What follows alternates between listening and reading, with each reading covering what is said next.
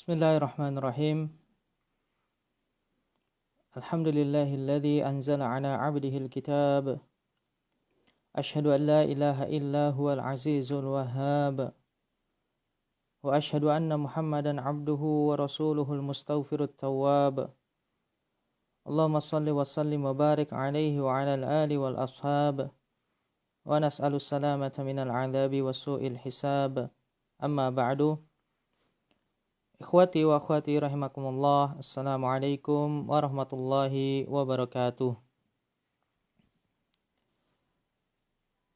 Pada pertemuan sebelumnya kita sudah membahas mengenai huruful khafad, yaitu huruf-huruf yang mampu memajrurkan isim setelahnya. Maka kali ini kita akan membahas huruf-huruf yang merofakkan dan menasabkan isim. Huruf-huruf ini mampu mengubah i'rab mubtada dan khobar.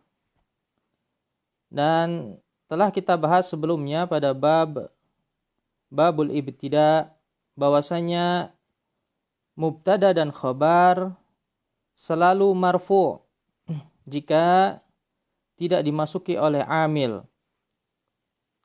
Maka sekarang ini yang akan kita bahas adalah amil apa saja yang mampu mengubah i'rab mubtada dan khobar.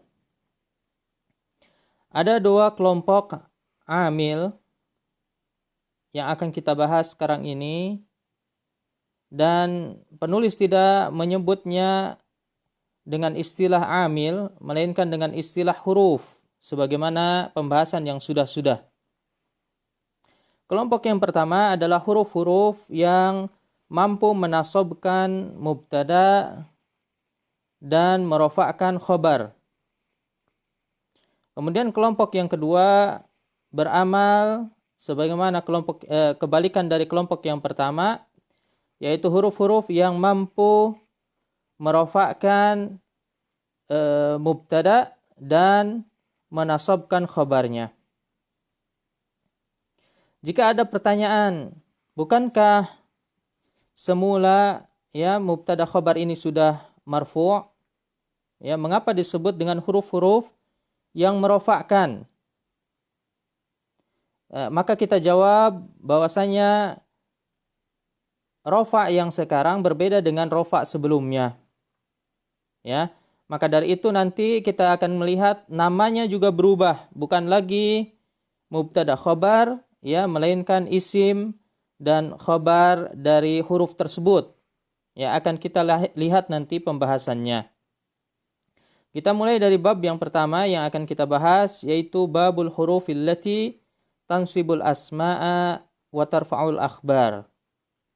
Itu bab huruf-huruf yang bisa menasabkan isimnya dan merofakkan khobarnya.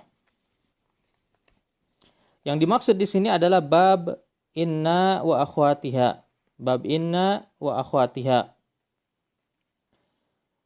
Maka inna dan saudari-saudarinya adalah harfu nasbin wa raf'in. Harfu nasbin wa raf'in. Huruf yang bisa menasabkan dan bisa merofakkan. Sehingga kurang tepat jika ada kita dapati di sebagian buku, buku i'rab maupun nahwu secara umum yang menyebutkan bahwasanya inna ini harfu nasbin saja, huruf yang menasabkan saja. Karena apa? Yang tepat bahwasanya inna ini juga mampu merofakkan, sehingga semestinya disebut apa? Harfun nasbin wa raf'in. Huruf yang menasabkan dan merofakkan. Sebagai buktinya bahwa ia juga merofakkan khobar mubtada, maka khobar mubtada yang didahului oleh inna disebut dengan khobar inna, berubah namanya. Sehingga membuktikan bahwasanya marfu'nya khobar inna berbeda dengan marfu'nya khobar mubtada sebelum dimasuki oleh inna. Lain halnya jika antum sekalian mengikuti pendapat ulama Kufiyun, ya, ulama-ulama Kufah, di mana khabar inna menurut ulama Kufah dia marfu, ya, karena sebelumnya sudah marfu. Maka inna tidak beramal kepada khabarnya, khabar mubtada. Maka dari itu tidak masalah kalau disebut dengan harfu nasbin saja, bukan harfu raf'in. Ya, kalau antum hanya mengatakan harfu nasbin, inna harfu nasbin, maka sejatinya antum mengikuti pendapat ulama Kufah. Mengapa ulama Kufah mengatakan bahwasanya inna ini tidak beramal kepada khobarnya, hanya kepada isimnya saja? Alasannya adalah, ya, perlu antum sekalian ketahui bahwa amalan huruf itu lebih lemah daripada amalan fi'il. Ya, amalan huruf lebih lemah daripada amalan fi'il. Kalau kita lihat fi'il ini mampu merofakkan fa'ilnya dan menasabkan sekaligus, ya, maka semestinya huruf itu hanya bisa beramal pada satu isim saja, tidak bisa kepada dua isim sekaligus.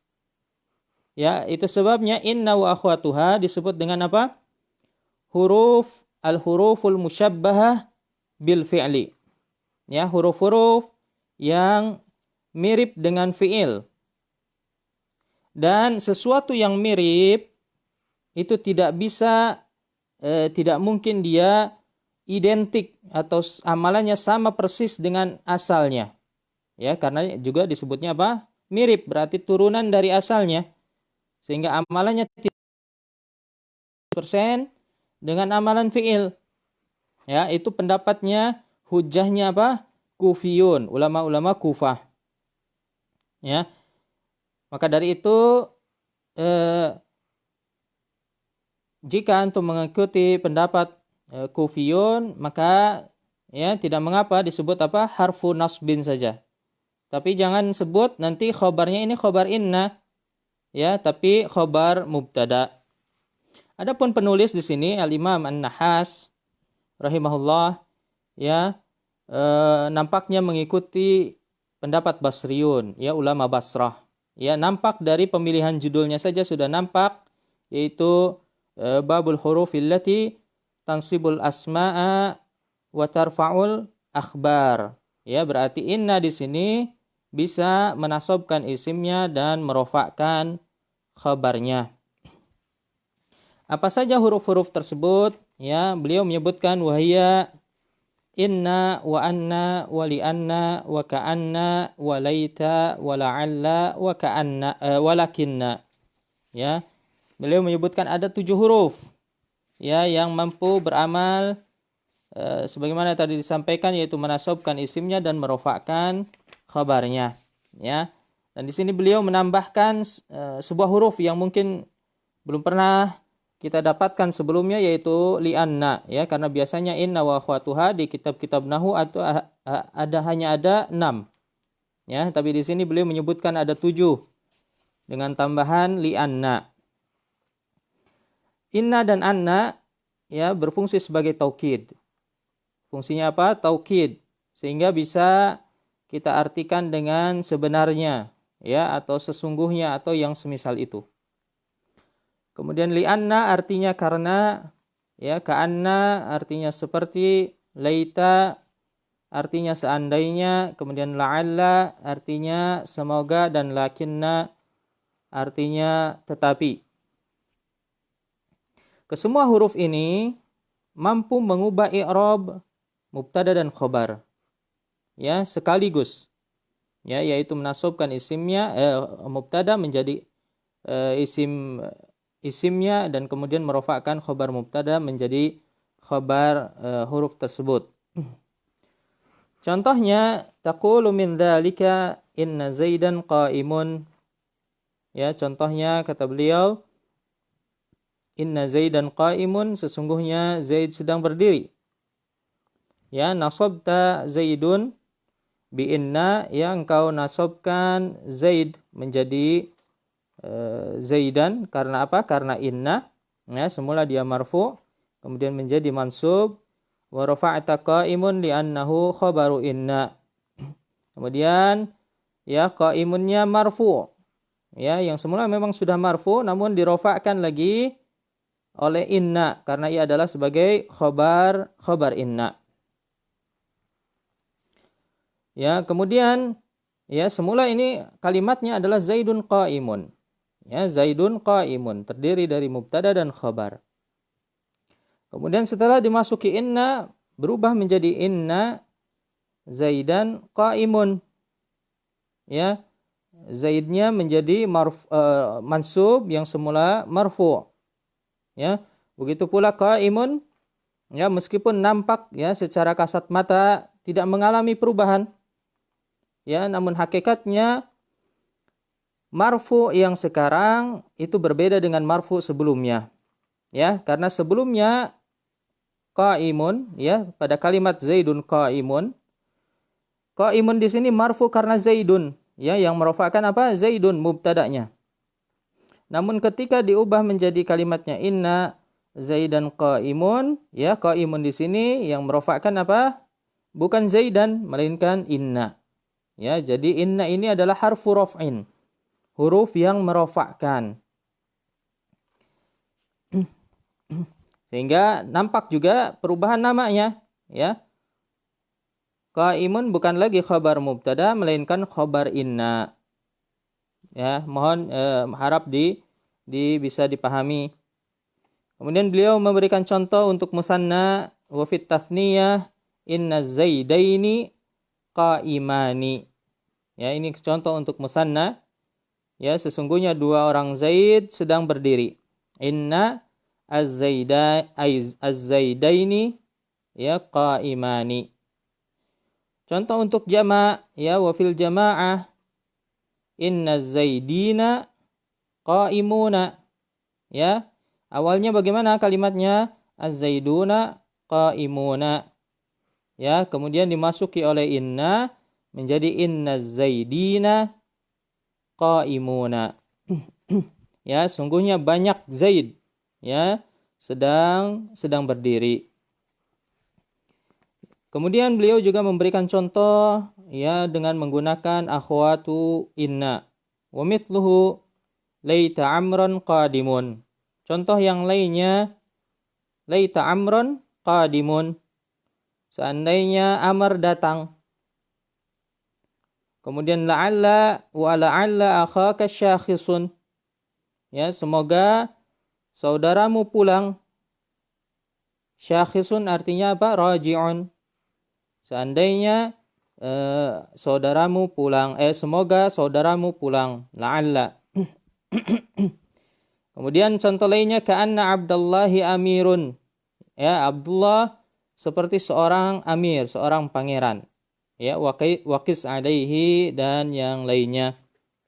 Namun sayangnya di sini beliau tidak memberikan contoh menggunakan li'anna. Ya, kalau ada contoh dengan li'anna, maka ini akan lain daripada yang lain.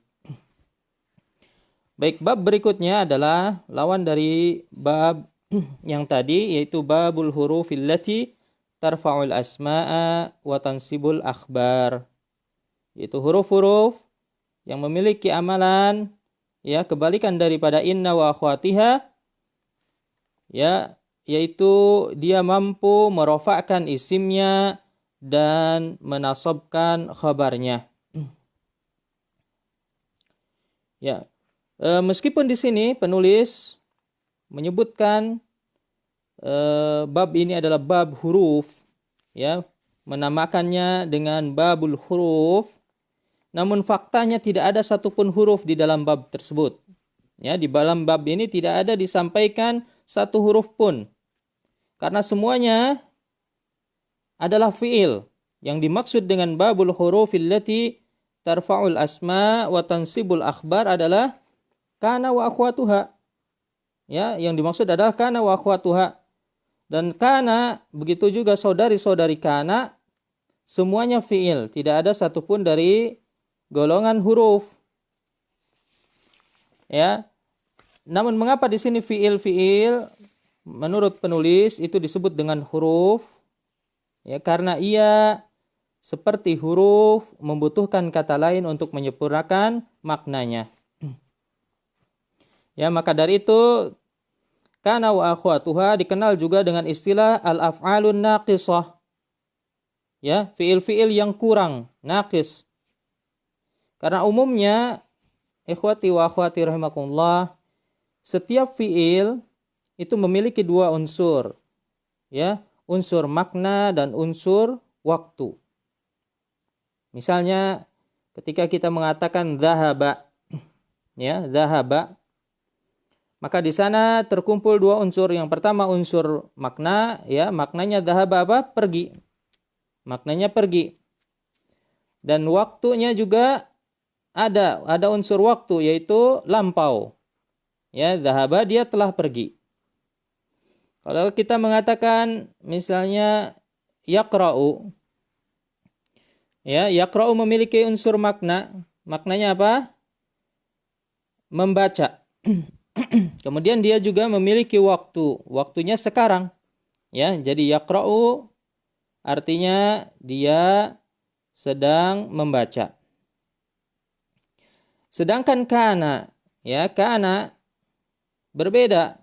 Kana ini hanya memiliki satu unsur saja. Ia hanya memiliki unsur waktu, tidak memiliki makna pekerjaan. Ya. Sehingga kalau kita mengatakan kana Zaidun bisa kita artikan Zaid dahulu. Ya, Zaid dahulu. Sedang apa Zaid dahulu tidak disebutkan karena dia tidak memiliki apa? Unsur makna pekerjaan. Ya, kana Zaidun tidak disebutkan, hanya disebutkan apa? Waktunya saja.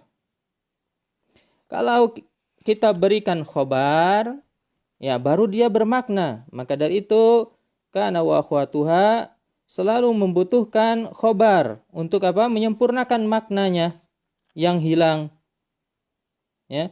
Kalau kita katakan kana Zaidun qa'iman, ya, baru dia sempurna.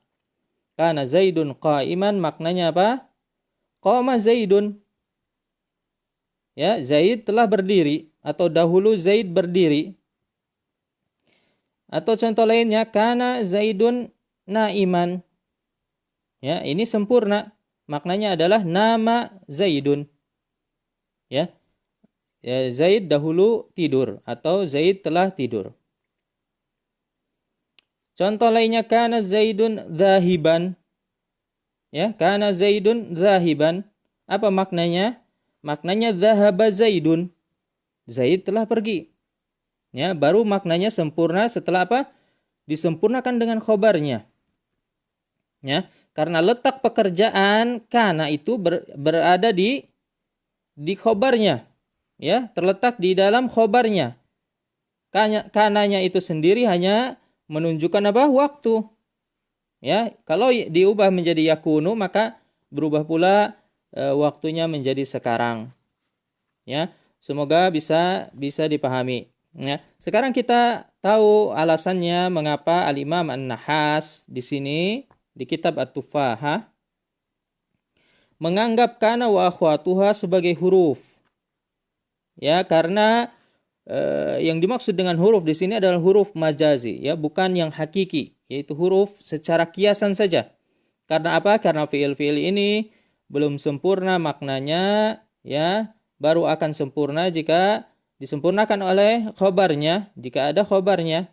Ya, sebagaimana huruf belum sempurna maknanya kecuali apa? Setelah ada ma'mulnya, ya, setelah ada ma'mulnya atau ya yang diberikan amalan oleh huruf tersebut.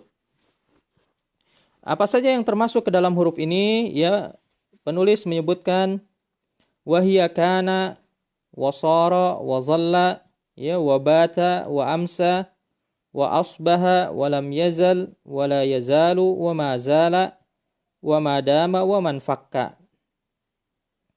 Ya, huruf-huruf ini yaitu kana dan sara Di antaranya ya keduanya bermakna lampau. Tidak spesifik kapan waktunya, yang jelas ini waktunya apa? Lampau. Memberikan makna waktu lampau, tidak ada makna pekerjaan. Ya, berbeda dengan kana dan soro yang dia fiilnya fiil tam, sudah sempurna, maka baru dia bermakna. Ya, kana dan soro artinya menjadi. Tapi ketika kana dan soro ini masuk ke dalam al-af'alun naqisah, huruf-huruf yang kurang, ya, yang membutuhkan khabar, maka ia tidak memiliki makna pekerjaan, ya, hanya memiliki waktu saja. Kemudian zalla ini dia bermakna waktu dan waktunya spesifik, lebih spesifik daripada kana, di mana zalla artinya adalah pada waktu siang. Kemudian bata pada waktu malam, ya. Kemudian ada amsa pada waktu sore, ya. Kemudian asbaha pada waktu pagi. Kemudian ada lam yazal, wala yazalu, wa mazala. Ya, artinya masih. Artinya masih. Ya, zala sendiri kalau tidak ditambahkan dengan huruf nafi, maka artinya hilang. Zala artinya hilang. Kalau ditambahkan mazala, ditambahkan ma menjadi apa? Tidak hilang. Berarti apa? Masih ada. Ya, tidak hilang alias masih ada. Lam yazal wala yazal wa mazala, ya, ini adalah akhwatu kana yang bisa beramal sebagaimana kana dengan syarat apa? Harus didahului oleh huruf nafi, ya, atau yang semisal nanti, ya. Huruf nafinya ini bebas, ya. Di sini penulis memberikan contoh dengan lam bisa, dengan la juga bisa, dengan ma juga bisa. Ya, tergantung nanti penggunaannya. Kemudian berikutnya madama. Madama artinya selama. Ya, madama artinya selama. Ya, ma yang ada di depan fiil dama ini bukan ma nafiyah, melainkan ma masdariyah. Ma masdariyah. Ya. Dan huruf ini, huruf masdariyah ini harus senantiasa melekat pada fiil dama, ya, jika ingin ia beramal sebagaimana kana. Kalau tidak ada ma, maka dia tidak beramal. Ya. Seperti contohnya di dalam Al-Qur'an, ya, wa ausani bis salati waz zakati ma dumtu hayya. Ya, bahwasanya dia, yaitu Allah, memerintahkan aku untuk sholat dan zakat, ya, sepanjang hidupku, ya, sebagaimana disampaikan oleh Nabi Isa alaihissalam.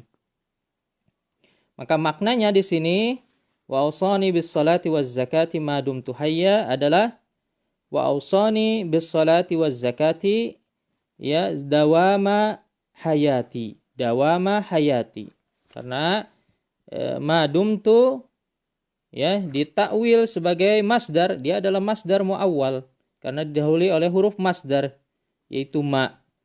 Apa masdarnya dari dama? Yaitu dawam. Masdar dari dama adalah dawam. Maka, ya, maknanya adalah dawama hayati, sepanjang hidupku. Kemudian huruf yang terakhir yaitu manfakka, sama seperti mazala, ya, artinya masih. Ya, infakka secara bahasa artinya terputus. Infakka artinya terputus atau berhenti. Kalau ditambah ma berarti tidak terputus. Artinya apa? Masih. Ya, sama seperti mazala, manfakka juga syaratnya harus selalu didahului oleh ma nafiyah, baru dia bisa termasuk ke dalam akhwatu kana. Baik, kesemua huruf ini, ya, memiliki amalan yang sama, yaitu mampu merofakkan mubtada, ya, menjadikannya sebagai isim kana, ya, kemudian menasobkan khobar mubtada, ya, menjadikannya sebagai khobar kana. Ya, contohnya taqulu min dzalika kana Zaidun qa'iman. Contohnya yaitu Zaid ya telah berdiri. Kana Zaidun qa'iman artinya tadi apa? Qama Zaidun. Ya, Zaid dahulu berdiri. Rafa'ata Zaidun, ya kamu rafa'kan Zaidun yang semula dia marfu, ya. Kemudian menjadi marfu lagi, ya, namun amil dengan amil yang berbeda. Semula Zaidun ini dia marfu sebagai mubtada, ya, amilnya apa? Amil ibtida, amil ma'nawi. Setelah kana masuk, maka yang merofakkan adalah kana.